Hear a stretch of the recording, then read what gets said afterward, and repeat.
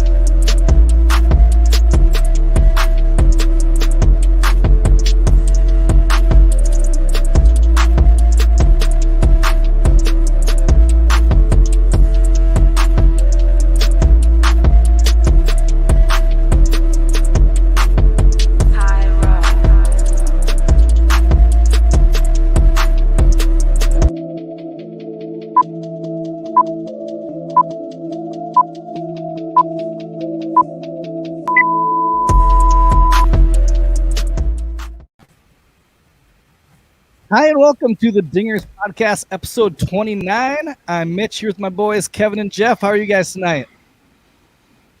I've been better. I gotta go to jury duty tomorrow, so I've really been better. Civic duty, buddy. Yeah, Right. It hits you at the best times, doesn't it? Way to wonderful. do your part. Right. Well, I thought my part was like holding down a job and paying my taxes. Now I'm gonna go It's just decide where it somebody's begins. fate. That's just where it begins. Or you never could do what I ending. did and forget to call in and check and see if I had to go to jury duty, and then 2 months later remember that I probably should have called in and then called in late, and just by luck didn't get held in contempt of court, that the trial got waived and got lucky. So could have I would been not be me. that lucky. I would not. Yeah, you wouldn't I'd have not been. call and there'd be a cop at my door tomorrow afternoon looking for me. Yep. Is this your first time, Jeff? No, this would be my fifth.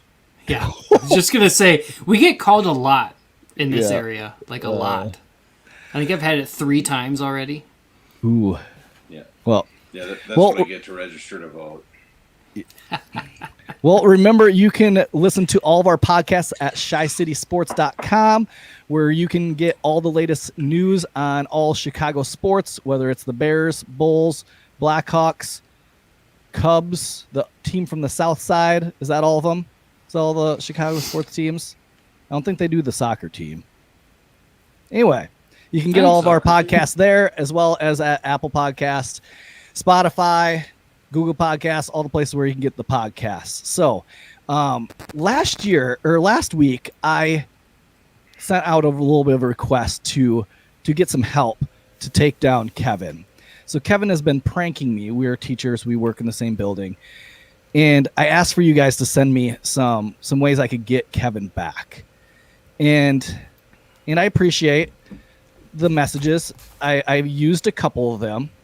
I started small. I didn't want to get too big too fast. I just started out with, I wanted to prank Kevin where he thought that this was the prank. So I just started taking styrofoam cups full of water and trying to see how many styrofoam cups I could get on Kevin's desk without him noticing. So simple, small, nothing too big. But then somebody gave me an idea to hook up my iPad and my phone to Bluetooth speakers and hide them in Kevin's room and play crickets and, was it water dripping? Yeah, it was water dripping. And so that was good. that was a good one because it took him a while to find it. And then I today decided to step up my game even more. I got a full bucket of water and put in his desk drawer. Yeah, that one was a surprise.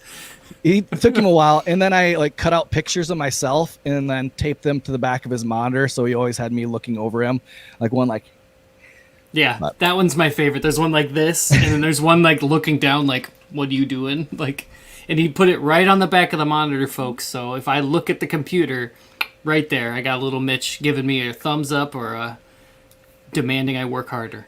So those are just the start. We're gonna get Kevin even more. We're gonna take him down. We do have some ground rules, so I am open to receiving more ideas to be able to prank him. But understand, we do have ground rules. We can't destroy anything or hurt anybody, and we can't get in trouble and get written up by our principal. So there's a little. And I want to throw out a quick thank you to the folks who heard Mitch's plea and instead sent me more ideas, because I really appreciate that. Haven't gotten there yet. They're in the tank, the think tank, and Mitch doesn't know it yet, but I have an idea for next week. We'll see. Well, we had some Cubs baseball today. Finally, game 1, and we got a Cubs win. Cubs win. Feels good to win game 1 on one hit. One goddamn hit. That's all we got. That's all we need. But PJ Higgins came through with a ground out that drove in Bodie. So that's all we needed was one. Strong pitching performance out of our guys today. That's what it must have been. Yeah. I'm really happy about that. What do we have, like 6 different pitchers today?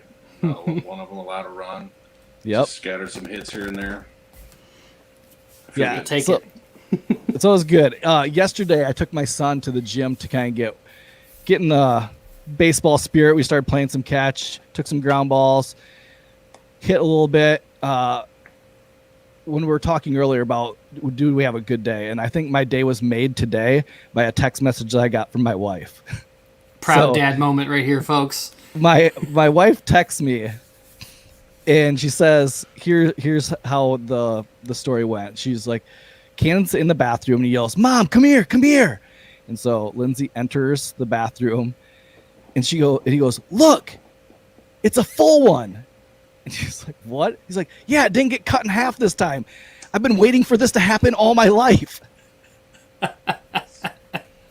So, proud dad moment. I asked her if she took pictures. I mean, that's something where you take pictures, you get evidence. Right. But she didn't, so it got flushed. So, nice. Yep. Nice. With spring training brings a lot of, I mean, we get pretty excited to see the guys show up to spring training, and we get a lot of guys showing up, like Schwarber a couple years ago. He looks a little bit different. He lost some weight. Rizzo a couple years ago lost some weight. This year, Nico Horner showed up, and he had the sweet golden locks flowing out the back of his cap. Looks good. Looks like He-Man. And then Andrew Chafin shows up. And if you have not checked out Andrew Chafin's baseball card photo from this year, it is money. He always had like the sweet mustache, but now he has like the curly hair flowing out the hat to go with it. Looks amazing. I literally thought when I first saw it that was a player from the 70s or 80s. And then I realized the name, and I'm like, that's a current player. And he totally looks like a 70s porn star. What did you text to me? When you have a game at 1:20 and porn auditions at 4:30? 4:30. Yep. Like, yep, that's pretty much it. But it makes me think, what are the best Cubs mustaches in history? I mean, we have like the Bill Buckner. That's a floor broom mustache. Is what yes, yep. That is a push broom mustache. That's what I'm calling it. Yep, I would have definitely used that in our barn back in the day to clean the barn. It would have worked wonderfully. We have old Goose Gossage, if you remember him. He had there was kind of like, I feel like an era where the Fu Manchu, the growing a little bit down below, was popular, and his was a little thick. I just imagine the wind blowing that into your mouth, you know, like out on the field. It's getting everywhere. You have the Dick Turdrow. That's solid right there. That is I mean, he had the nice big Fu Manchu, and he had the long hair to go with it. Mm-hmm. If you remember that one, that must have been like a 70s. My favorite baseball player of all time, Sean Dunston, had the great mustache, and he carried that for all through the 80s. Someone just commented, looks like a caterpillar. You are correct. You are correct. This is a a more recent one. We had the Carlos Villanueva, who was trying to pull out the Johnny Depp and getting a little curl. I really liked it. If you remember Carlos, and he was a pretty decent pitcher. Mm-hmm. But probably the best is my man Rod Beck. Yep, that's what somebody just commented. That one, waiting for Rod Beck. And Jeff, you have the Rod Beck story. Oh, the Rod Beck, when he pitched for the I-Cubs, he set up his RV right behind the outfield wall. He used to fish in the Des Moines River, and also if there's a bike path right there. So when people would walk by, he'd invite them over to have beers and talk baseball, drink beers, and go fishing. I mean, you can't get much blue collar than that. Some guy trying to make it back to the pros, and he's living in an RV down by the river. Yep. That's so awesome. Yeah. So those are just some of our great mustaches in Cubs history. This week we do have a special guest. We have Alex Cohen, who is the Iowa Cubs play-by-play announcer. So let's bring Alex on. What's up, guys? How are you doing tonight? Doing well. I mean, that was a perfect segue talking about Rod Beck fishing in the Des Moines River. It's all true. It's all true. If you read a story from the Des Moines Register, Tommy Birch, I mean, he brought it up perfectly and outlined everything. And all those stories are true. He was very inviting, and with that mustache and with the RV and with everything. So. Well, we figured we would pull you on because it is spring training. Sure. And we're going to be watching a lot of the games. Like tomorrow, we can actually watch the games because it's going to be actually televised. What a novelty. Unlike today. But a lot of times you watch and you get into like the third inning and then you're like, okay, I don't know who this guy who is wearing number 84 playing shortstop. Or you have like two number 84s and like two 96s and no names on the back, and you just have to go from physical description on who you That's fun. Great. It's a fun game to play. Yeah. So we're excited to have you on. So first, just tell us a little bit. One, how did you get into broadcasting? What brought you to the I-Cubs? And what just brought you to become the voice of the I-Cubs? Sure. So I grew up in Philadelphia, Pennsylvania, and I played sports growing up. And around the age of 16, when I realized that I'm not going to be a professional baseball player, I stopped growing. Everyone was getting bigger than me. I started broadcasting, and I always talk too much for my own good, so I thought that would be a natural progression into what I wanted to do. My buddies and I started the sports broadcasting club at our high school, and it's pretty cool because we're still all in the industry. My one friend, Josh Getzoff, is the broadcaster for the Pittsburgh Penguins, pre- and post-game show host, and he does play-by-play for them. And another buddy, Steven Watson, is a television anchor in Milwaukee, Wisconsin. So we're all still doing it. But I knew from an early age that I wanted to do baseball play-by-play in particular. Went to Indiana University, did student radio, interned in 2009, starting with the Lehigh Valley Iron Pigs, which is about 30 minutes from where I grew up. I was a media relations intern, broadcasting intern. Was there for 2 years. Then just started from the bottom. I worked in indie ball in 2011 as the number 2 voice for the Gateway Grizzlies. And my summer was $250 a month, 3 innings of play-by-play, and I lived with the host family in their basement. And after every home game, they had a plate of steak, pasta salad, and a case of beer waiting for me. So that was worth it. At 22, after graduating college, I mean, that's exactly what I needed and wanted at the time. So, that's awesome. I spent a summer there just outside of St. Louis on the other side of the arch, the other side of the river. So I was there for a summer, then was the AA voice for the Milwaukee Brewers, the Huntsville Stars radio broadcaster, 2013, 2014. Then when they sold the team, I decided I kind of wanted to get into media relations more. So I worked in the media relations department for the Oakland Athletics for a summer as their broadcast intern, media relations intern. And that's when I realized that I just needed a microphone in front of my face. I do talk too much for my own good. It only took 25 years to figure that out. And after that, went to Australia, broadcasted games in the Australian Baseball League for the Melbourne Aces. Then a year with the Idaho Falls Chuckers, 2 years with the Bowling Green Hot Rods, and now entering year 4, season 3. Thank you, pandemic. With the Iowa Cubs. So I've hit all the time zones. I've hit every league but the big leagues, and it's been a fun, winding, not linear path to where I'm at now. So tell us what What did you do to stay busy last year that there was no games? Did you like mute Cubs games and like do play-by-play by yourself? So I don't know if you follow us on Facebook, but we simulated MLB The Show games, and for 7 weeks I broadcasted those games. It was kind of like, you know, a flashback to when I was 11 years old, and my brothers and older siblings and my older cousins were playing video games. They wouldn't let me play, so in order to make my presence felt with authority, I broadcasted the game. So it was kind of a flashback to that. And we did that for, I think, 8 weeks. Then I got COVID, which is obviously a blast. That was a lot of fun. Was on the mend for a while. Then I fostered and adopted a dog and bought a house. So that's me busy. Yeah, so that'd do it. What's that? So you're here to stay since you bought a house. I bought a house. You could always sell the house. They tell me. I love Des Moines. I mean, I'm a little bit biased, but I think the Iowa Cubs are the best AAA organization in baseball. Just the way that they have treated me since 2017 and really during the pandemic. I mean, we were one of the only minor league organizations, no furloughs, no layoffs. So just from the top down, with the ownership group, the Gardner family, Mike Giudice, Doug Dorner, our team president, Sam Burnaby, our assistant general manager, Randy Wayhofer, they do it right. And I'm not just saying that because I'm on the Cubs-related podcast. It's really the only organization I've been to that thinks about the person and not only the employee. So it's pretty special. Yeah, we had Randy Wayhofer on last year, right before. It was about this time, like it was before the pandemic. It was like I think game 1 of spring training. That's when we had. So it was about the same time. So much excitement, so much hope. Yeah, right. Yeah. Right. Let's really hope you don't jinx the season. I'm not. I don't believe in jinxes. You know what? If it's a no-hitter in the 7th inning, I am saying no-hitter, no-hitter, no-hitter, no-hitter.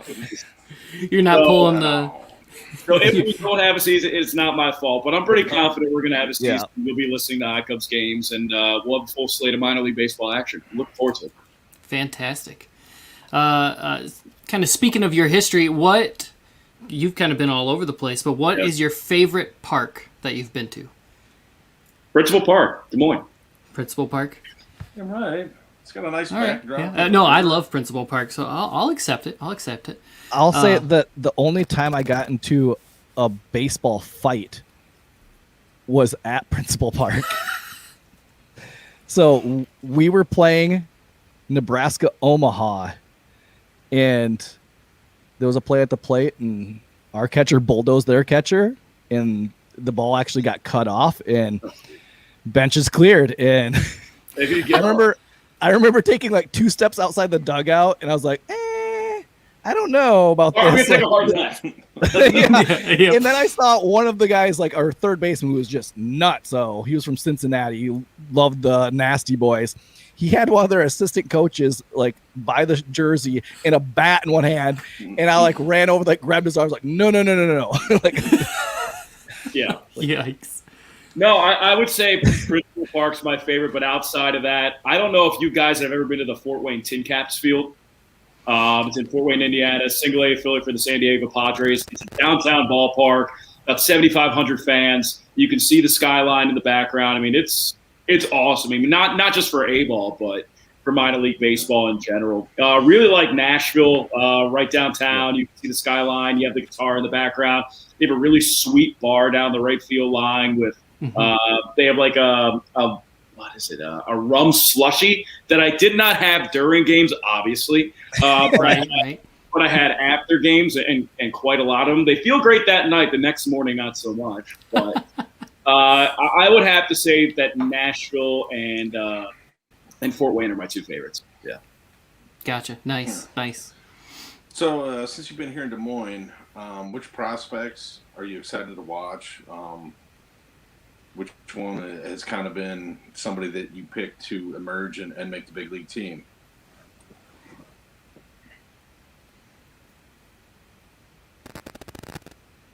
Can you hear me? Sorry about that. Yep. The prospect landscape in 2019 is so much different than the prospect landscape in 2021. You have guys like Braylon Marquez who –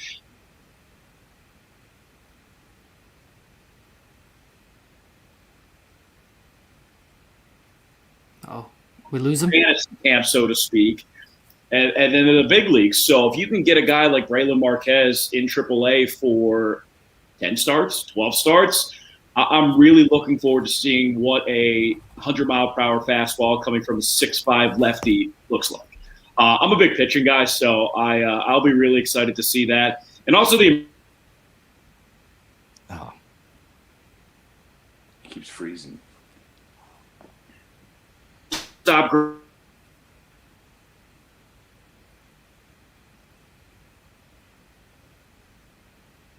Yeah, Braylon Marquez is one that I'm excited to see and excited to see what he can do. I mean, we got one inning last year with the White Sox, and man, you saw kind of what could be there, but I mean, he had a rough inning, and I think a lot of it was just nerves of him trying to figure some stuff out.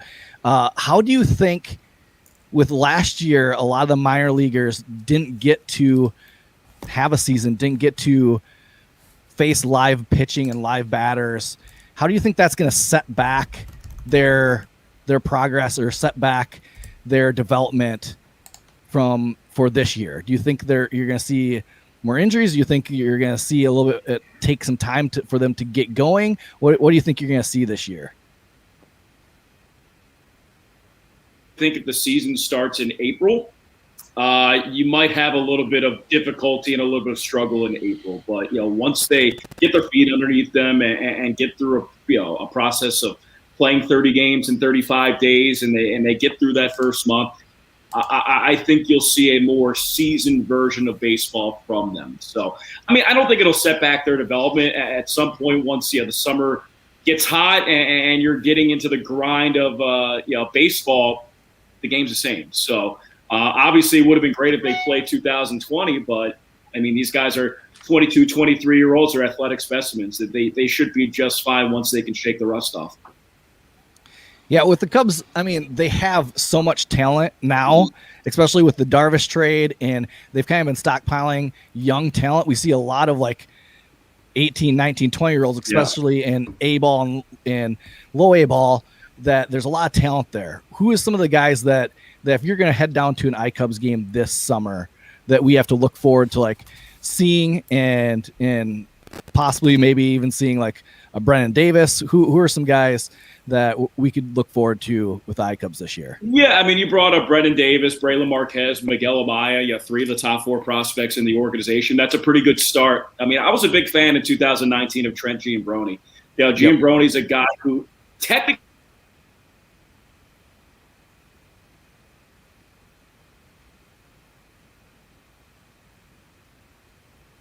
the last Iowa Cubs player to do that in a full season, you know him pretty well, Javi Baez. Yep.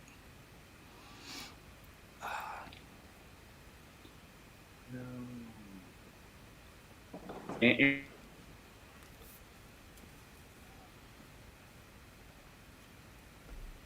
think we're losing. Drive himself for a call up to the big leagues come September.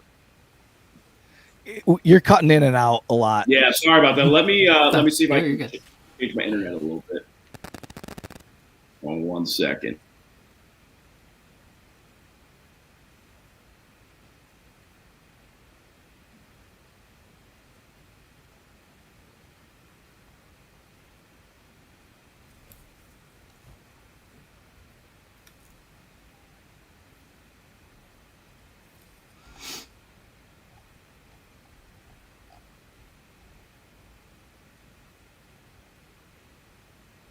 He says freeze again.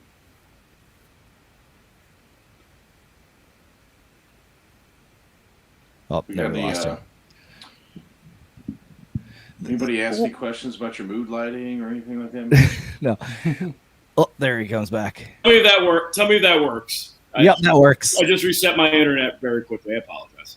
No, you're good. Well, let's go back and hit that question again. Like, who are some of the guys like that we can look forward to seeing if we head down to an iCubs game this summer? Who do we have to look forward to seeing? I know there's a Brennan Davis that he got an inning of in the game today for spring training. I know I'm excited to see him.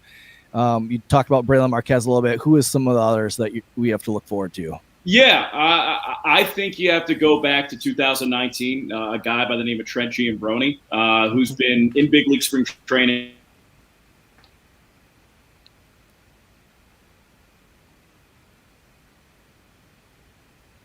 Doubles.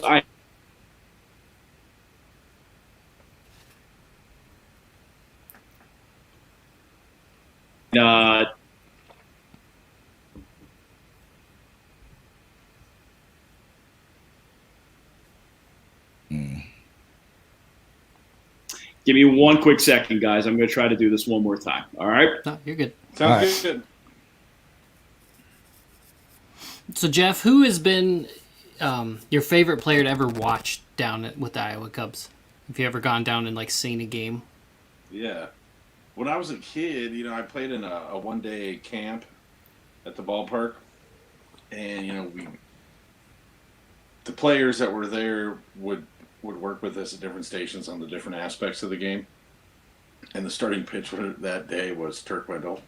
Oh. And I had read in the Des Moines Register about all his little quirks that he did.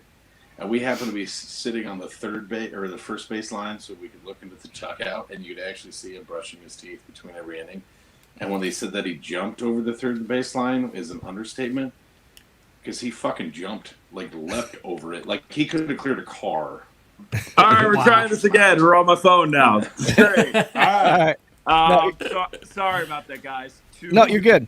To continue what we were going with who to see with the I Cubs. I'm a big fan of Trent Giambroni. I don't know how far we got along with that, but Trent was a guy who played with the I Cubs in 2019. 20 homers, 20 doubles, 10 or more stolen bases. First player since Javi Baez to do that in Iowa Cubs uniform. So he's a guy who can play multiple defensive positions. He's got some major power, man. I'm talking about light tower power. He can really hit the ball, and there's some times where he goes through stretches a week, 10 games where he's hitting 400. He's winning games for you at the plate. So outside of the Brendan Davises and the Braylon Marquez and the Miguel Amayas, I'm really excited to see the trajectory of Trent Giambroni, how much he improved from 2019 to 2020 to 2021, and if that improvement continues, if he can get up to the big leagues in 2021. Yeah, I remember in 2019 going to a game early in the season, and I think he went 3 for 4 that game with a dinger. Couple bombs. Yeah, and so I was like, man, this guy, who's this guy? This guy is pretty legit. Yeah, and they're not wall scraper dingers anyway. If he hits a home run, it's probably going over 400 feet into the parking lot over the Cub Club at Principal Park. So, he was fun to watch in 2019, and obviously he's looking for a little bit more consistency. But if he can do that in 2021, it'll be a fun team. With so many, we have a lot of guys from the I Cubs that travel to Chicago, travel back, especially pitchers. Who are some of the pitchers that we expect to kind of be bouncing back and forth? I know we have Adbert Alzolay, who I'm super high on this year. I think he's going to stick with the big club and be a fifth starter, fourth starter, and dominate. Who are some of the other pitchers that we have to look forward to bouncing back and forth? Yeah, I'm a fan of the Dylan Maples experience. I know some people like a little bit more control, but in over 10 years of minor league baseball, he is the most tantalizing stuff I've ever seen. I mean, it's legitimately the best slider I've seen in baseball. Yeah. So if you have that and you combine that with a 97 to 99 mile per hour fastball, I want a little bit more consistency. If he can somehow get that, stick in the big league, you're not talking about a 6th, 7th inning guy, a guy who's on the I-80 Express. You're talking about a guy who can pitch in the 8th and 9th inning and be a big part of your bullpen. So I enjoy the Dylan Maples experience. I know, some others might not, but he's my guy there. I also really like Dakota Meckes. And Meckes is a guy that we've seen in Iowa 2018, 2019. It's not very often you see a 6'7", 6'8", 255-pound pitcher there on the mound, and he throws 92 to 95, but with the long release point, that 92 to 95 looks like 95 to 97. Nasty changeup. Legit, 60-grade changeup. So, again, with these guys that are in AAA and looking forward to getting to the big leagues, consistency is the main factor. Yes, they can really put it together for 2-3 outings, but then they have a clunker of an outing. Then Maples walks 4 in an inning and gets taken out of the game. If you can get rid of those, as I said, these guys aren't just call-ups to the big leagues. They're mainstays in your bullpen. So those are two guys that I really look for in the bullpen who can, I think, will make a big impact. That's awesome. Yeah, I feel like we kind of know Dakota Meat, like just because from the Compound podcast. Like I feel like we listen to him, we love his personality and being able to see that a little bit. He's awesome. He's a great dude. So yeah, he's big country man. As I said, 6'7", 255 pounds. He's from Michigan. Big time sports fan. I mean, he's very charismatic on the podcast, and he's just one of those good guys that you would love to see succeed. I think he's a big leaguer. As I said, I think the changeup's a big league pitch, and I think that from a fastball location standpoint, he's 92 to 95. You get that up to 94 to 96 with that release point. He's a big league reliever. That's awesome. Speaking of good changeup, I've heard Cole Franklin. I don't know if you have seen him pitch at all. Yeah. I know they've said this year that he can top out at like 96 maybe with his fastball before he was sitting before the pandemic and everything, like 92. But I've heard has one of the best changeups in the organization. Do you think you'll see him with the iCubs this year at all? You know, we really just don't know. There are so many young pitchers, the Cole Franklins, the Keegan Thompsons, the Mike Mavinis, the Ryan Jensens. I mean, those are 4 guys that you invested a lot of money in and early draft capital in the last 3 years. You have to find a spot for them. And it'll be really interesting to see what happens early on in the season. I mean, these guys haven't been in competitive baseball action for 2 years. And when you have AAA starting the same time as the big leagues and AA and single A starting later, it could be a possibility that you want to get these guys a full season. Maybe you start them off in AAA and see how they do. And then once AA and single A start a month later, you send them down there to get their normal work. So I'm curious to see what the Cubs' philosophy is with that. If they want to get their young guys experience, yeah, I do think that we could see a Cole Franklin. And I would love to see a 99-mile-per-hour fastball and a tantalizing changeup. Those work at any level. Yep. Yeah. They're awesome to see no matter what. Yeah. Kind of speaking of coming down and seeing the Iowa Cubs, what are you guys doing to prepare for this kind of coming up season? Well, we're going to make sure that we can get fans in the ballpark, and hopefully the health standards permit that, and numbers stabilize here in Iowa, that people could come into the ballpark and they can do it safely. So we used to have the Cub Club restaurant in left field. We're no longer having that. It's going to be called the Left Field Lounge. It's going to be like an adult Disney World. Beer taps, bags, Pop-A-Shot. It's going to be a lot of fun. And I know that people love going to – what's that? Yeah, we're going. We're coming down. No, it's going to be a lot of fun. We just got the designs for it this week. I mean, nothing is really official yet. We're hopefully getting a sponsor within the next couple weeks. And I'm really excited for it. I won't be able to enjoy it, so you three will have to enjoy it for me. Yep. But yeah, we're really looking forward to that. Obviously, our promotions with fan batting practice last year, fans play catch on the field during the pandemic, just to get fans back into the ballpark, really took shape. I mean, people really gravitated towards that. And I think with the summer with 2021, when it started to be more safe for people to get out to the ballpark, we're going to have more events like that on non-game days, like the fan batting practices and graduation ceremonies, pictures on the field, a more interactive experience for the fans. That's awesome. That's awesome. Can you guys hear me all right? Am I still yeah. skipping out? Or am I doing all right now? Yep. Awesome. No, I would actually expect more people, if there's fans allowed this year, more people to go to a ball game, because last year there was like nothing. I went to a Des Moines Bucks hockey game last week. I don't know if you're that familiar with the Bucks. It's a USHL team, and we got to the ticket window a half hour before the game was completely sold out. So for those people who think that they're not going to come to a game or not going to go to a sporting event until everybody's vaccinated, that is categorically false. Yeah. It was very packed. People were essentially scalping tickets, which I'm sure they have never experienced in their life. And I know that it was socially distant and people were safe, but we're going to be in pod seating for the first 2 months of the season too. So we'll be at 40-50% capacity, 4,000 or 5,000 people total. And I think that those 4,000 or 5,000 people will be in the ballpark every game. And then once the weather gets good and once people are vaccinated, I think people are going to get stir crazy. They're going to come out of their house and they're going to come to baseball games. Oh, yeah. Yep. which is great for baseball. I mean, I feel like to rejuvenate and get people excited about baseball again, like this is a great opportunity. Kind of like we were waiting for Major League Baseball last year to be the first one out of the gate and take that opportunity to be the only thing on TV to be able to be seen. Here's another opportunity where we could be kind of the first ones to get more people in the stands, and that's the summer. People are going to want to get out there. So, no. Once the temperatures get above freezing, which is like June here in Iowa, Right.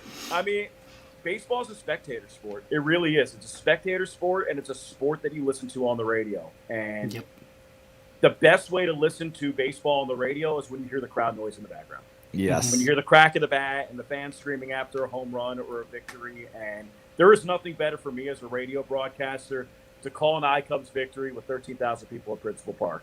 It really makes the hair stick up in my arm. There's nothing like it. So speaking of radio broadcasts, sure. Who is your favorite all-time radio broadcaster? I don't know if you're a big into.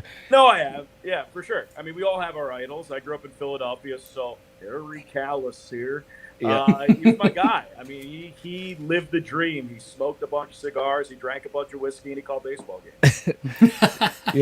That's how to live a good life. And he passed away prepping for a game he was going to broadcast. If there's one way I want to go out, like hopefully 60 years down the road, but if there's one way that I want to go out, that's how I go out. So. Yeah, I mean, for me growing up, like I remember, like I grew up on a farm, and so we would listen to the Cubs game on the radio, listen to Ron Santo, and Pat. He was like all the time while we were out doing work, and even now, like I would rather go out and do yard work and listen to the game on the radio outside sometimes than watching it on TV. Just I love that. Yeah, I mean, there's nothing better to me than because we do a lot of cross-country drives, my girlfriend and I. My girlfriend's from California. I'm from Pennsylvania originally. We settled right smack in the middle in Iowa. Split the difference. Yep. But when we're driving back to visit her family or my family, just putting on the Sirius radio and listening to radio play-by-play, not just of baseball, but football and basketball, it just relaxes me. It puts me in a good place.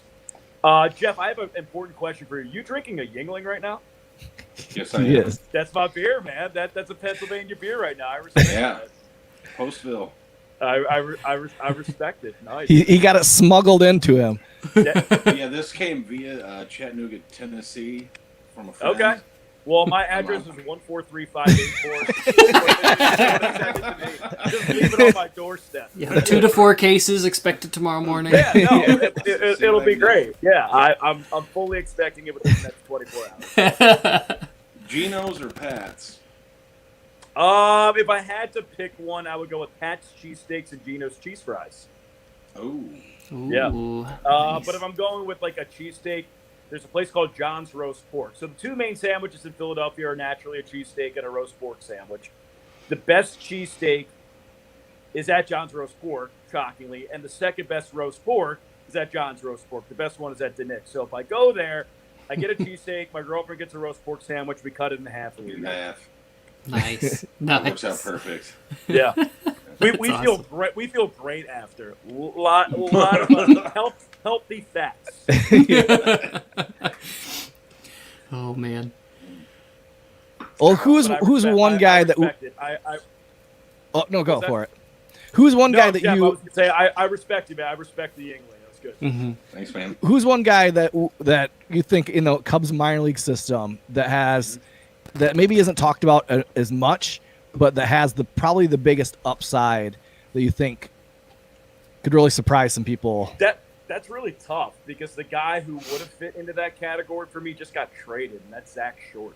I like Zach. I mean, he plus speed, can play short, can play second, could play the outfield, has some pop, real heady guy, high baseball IQ. So Zach was my guy with that.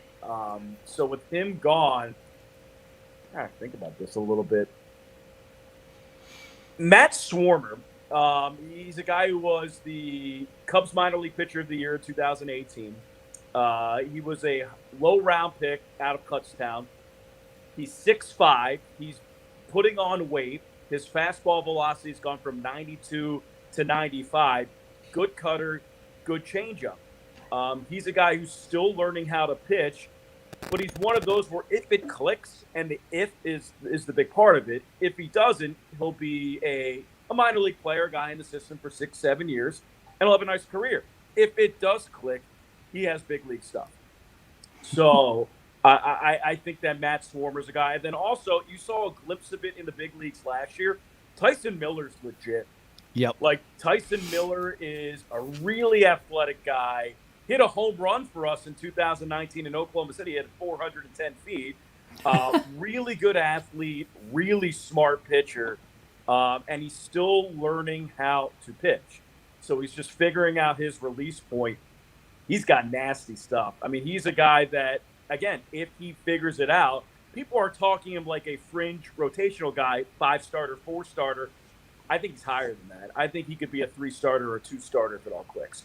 So he's a big leaguer, and he's already been a big leaguer, but I have higher hopes for him than I guess some people do. And that's why I love to see the spring training so far. You see Adbert Alzolay, you see Tyson Miller. Like, who are they spending all their time with? Yeah. With Kyle Hendricks and Jake Arrieta. Like, they're at their hip, taking it all in, and it's like, I love it. Like, getting discipled by the Church of Jake. Like, that's nothing. That's all you can do. And for Adbert, I mean, he is a sponge when it comes to information. I mean, he's the first guy in the ballpark talking to the pitching coach. He's the first guy throwing the bullpen. I mean, he was picking the brain in 2019 of Alec Mills and Brian Dunsing when he was with the Iowa Cubs. So, I mean, he's just a sponge for information. And he's a guy where you've seen the stuff play out in the big leagues. Consistency. If he can do that every time out on the mound, he is an all-star type of pitcher. He's that good. I mean, the game that he, like, when he finished and he got that, he started learning a slider, and you saw that last game against, I'll show the clips of him throwing that slider against the White Sox. Like, they didn't know what was coming. Like, they and mix that in with his pitch mix, like, it's lethal if he can get it. Well, I mean, when he was coming up through the organization, remember, he was signed for relatively cheap, $10,000 out of Venezuela. And when he was coming up through the minor league system, he was 91 to 93 fastball velocity, working on the changeup, working on the curveball. Then he comes up to AAA in 2018. He's 94 to 97. His first outing, no hitter through 5 innings. His second outing, he gave up 1 hit through 6 innings in 2019. He was leading the league in strikeouts before his call up to the big leagues. So when you can lead the league in strikeouts in the PCL and dominate hitters in a hitter league, you got something. Yep. So I think that an off season of really being able to morph his body into being a durable 155, 160 inning pitcher. And then, as you said, just being at the side and the hip glued to Jake Arrieta. I mean, he's a guy, if you want to learn how to pitch and utilize all your entire arsenal, he's the brain that you want to pick. Yep.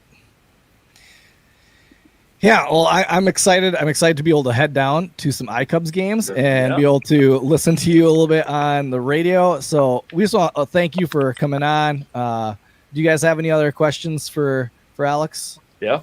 I apologize for the technical difficulties. No. I know that you're good, man.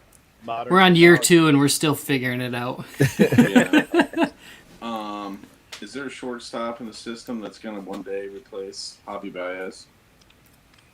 That's a tough task. I think that Reginald Preciado, the guy that they got in the headliner for the Yu Darvish deal, he's 18 years old, so there's a big question with that. But if you look at his tools and some of his film and just the build, I mean, he is the 2020 build of shortstop, long and lean. Like, he's bigger than Javi. He's more in the Fernando Tatis Jr., Trevor Story type of build. So if you put 15 pounds of muscle on that, not only are you talking about a plus defender, which he already is right now, but 20 to 25 home run power. That doesn't fall off trees for a shortstop. I mean, if you're a Gold Glove shortstop who hits 20 to 25 home runs in a year and can hit 300, you're not going to the All-Star game. You're going to the Hall of Fame. That's a defensive position. So, and it's good, like, in our system, we have Go ahead. Well, in our system, we have a whole bunch of now shortstops where we can take them and move them around. Like, we can find out who's the best shortstop that we have in our system, and then plug and place them in, which is great for the Cubs organization. Which will kind of lead me in the next section of, like, I mean, we love who we have with the big club right now. we do have a lot of guys that are contracts could be ending. We don't know if they're gonna re-sign them. When do you think the next wave of Cubs core is gonna hit the big leagues? Probably 2022 or 2023. I mean, I still think that Miguel Amaya, Brendan Davis are a year and a half away from being everyday big leaguers. And still, just because you have to give, if you want Miguel Amaya to come up, well, you're not going to give him to play every fourth day behind Wilson Contreras. Right. If you're bringing Brendan Davis up, well, you still have Ian Happ in the outfield. You still have Jason Hayward, who you're paying a lot of money to play in the outfield. So to shag balls. Jeff has some issues with Jason Hayward. Okay. I got a few issues. That's fine. For Yeah, but I'm that thinking can't hit. 2022. That'd be my guess. Okay. That's All right. awesome. Well, thanks for jumping on and joining us. We appreciate, and we're excited to actually watch some baseball. If we can't go to Chicago, at least we can go down to Des Moines and watch some iCubs games. So thanks for absolutely, Mitch, Jeff, Kevin. I appreciate it. And when you're listening to iCubs games, tweet us, shoot us an email. I'll give you a nice little personal shout out. It'll be fun. Awesome. Nice. Will do. Thanks Alex. a lot. Thank you. Cool, guys. Appreciate All right. Well, that does it. Thank you for jumping in and listening to the Dingers podcast. Thanks for Alex for jumping in and laying out some Cubs prospects. I'm excited for our system. I think it's better than people think. And I think over the next 2-3 years, we're going to see a lot more Cubs prospects in that top 100 prospect list that MLB puts out. So I'm excited to see that change. And I mean, when we had the Chris Bryants and the Contrerases and the Rizzos all going through the system, there was an excitement building that led to 2016. And so I'm excited for that possibility of it happening again. And I do think that it might take a little bit longer. I think having 18, 19-year-olds, it might take a little bit longer than 2023. I don't know. Maybe 2024 with those guys. The Brendan Davises, the Miguel Amayas, the Braylon Marquezes, they're going to be there here in the next 2 years. But I'm excited. I think we're going to see some really fun iCubs baseball this next couple of years. So, yeah, if you are free, want to take your family down to an iCubs game, highly encourage it. Alex is great on the radio. It's a great ballpark. Great place to see a game. There's no bad place. He's got a sports analyst commentator voice. He does. He just has that excitement in it. Like me, I sound like the guy that's going to tell you your head gasket's blown and it's going to cost you $1,800 to get your car back on the road. No, I mean he was just excited just talking about the players. Yeah, not even just calling a game, but just talking baseball.